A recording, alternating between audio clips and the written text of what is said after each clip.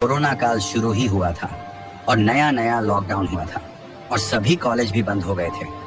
इसी दौरान एक अंबिका नाम की लड़की जो कि उत्तर प्रदेश के एक कॉलेज में पढ़ती थी, सभी लॉकडाउन के कारण अपने अपने घरों को वापस आ गए थे। लेकिन अंबिका ने सोचा अभी स्थिति ज्यादा खराब नहीं है तो मैं बाद में घर चली जाऊंगी। ये सोचकर वह कॉलेज के हॉस्टल में ही रुक गई। उसके मम्मी पापा ने उसे बुलाया भी, पर उसने यह बोलकर बात टाल दी कि अभी यहाँ डरने की कोई बात नहीं है, तो मैं बाद में आ जाऊंगी और आप लोग मेरी फिक्र मत करो, अपना ख्याल रखो।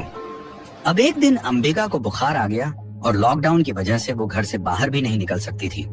उसे खाना देने वाला भी कोई नहीं था। उसने घर फोन किया और बोली, मुझे बुखार है और मैं अकेली हूँ। अंबिका के पापा ने फोन पर बहुत गुस्सा किया और बोले कि हमने तो पहले ही कहा था कि घर आ जाओ, पर तुमने हमारी बिल्कुल न सुनी। रोते रोते अंबिका ने फोन रखा और कमरे के अंदर बैठी बैठी फूट फूट कर रोने लगी। उधर उसके मम्मी पापा को चिंता होने लगी। उनका परिवार बांके बिहारी का बहुत बड़ा भक्त था। अंबिका के मम्मी पापा बांके बिहारी से प्रार्थना करने लगे कि हे प्रभु, अब आप ही कुछ कीजिए, आपका ही भरोसा है अब। कुछ ही देर बाद अंबिका के दरवाजे पर किसी ने दस्तक दी और बाहर से एक आदमी बोला, ये लो बेटी, तुम्हारे लिए खाना। हम यहाँ से गुजर रहे थे तो लगा कि शायद तुमको जरूरत हो। उन्होंने अंबिका के पापा का नाम लेते हुए कहा कि तुम उन्हीं की बेटी हो ना, तुम्हारे पिताजी अक्सर बिहारी जी के मंदिर आते रहते हैं, वहीं उनसे मेरी मुलाकात हुई। मेरा नाम बिहारी है। अंबिका ने कहा, आपका बहुत बहुत शुक्रिया, लेकिन आपको कैसे पता चला मेरे बारे में? बिहारी ने कहा, मैं तो बस यहाँ से गुजर रहा था तो मुझे लगा कि यहाँ किसी को मदद की जरूरत ना हो और वो तुम निकली। अंबिका ने कहा, पर मैंने आपको कभी नहीं देखा, आपने मुझे कैसे पहचान लिया? बाहर से आवाज आई, तुमने ध्यान नहीं दिया होगा, मैं अक्सर तुम्हारे घर आता रहता हूँ। वैसे हम तुम्हारे घर की तरफ ही जा रहे हैं, तुम हमारे साथ चल सकती हो, तुम्हें घर छोड़ देंगे। उसे थोड़ा विश्वास नहीं हुआ। उसने कहा, मैं अभी पापा से फोन कर पूछ लेती हूँ और उन्हें बता भी देती हूँ। उसने घर फोन किया। उसने पूरी कहानी अपने पापा को बताई।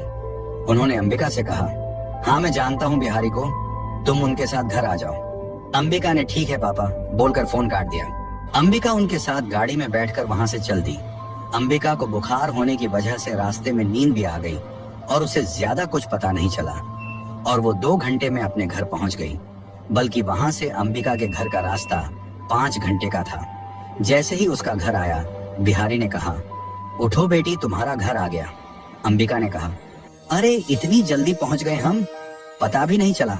आप भी घर आइए ना, पापा आपसे मिलकर बहुत खुश होंगे। बिहारी ने कहा, नहीं आज नहीं, फिर कभी जरूर आऊंगा।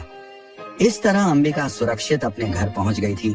उसने घर आकर सारी कहानी अपने घर पर सुनाई। उसके पापा बोले कि मेरा तो बिहारी नाम का कोई दोस्त ही नहीं है।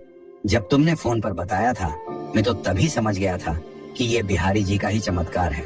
तभी मैंने तुमको उनके साथ आने को हाँ कह दिया। मैंने और तुम्हारी माँ ने प्रार्थना की थी और ऐसा कभी हुआ नहीं कि उन्होंने हमारी मदद न की हो। सच में अंबिका को अब यकीन हो गया था कि बांके बिहारी स्वयं उसकी मदद करने आए थे। तो ऐसा रिश्ता होता भगवान का अपने भक्त के साथ। बस विश्वास होना चाहिए कि भगवान हर वक्त हमारे साथ हैं और हमारी रक्षा कर रहे हैं। भगवान से बनाया हुआ रिश्ता दुनिया का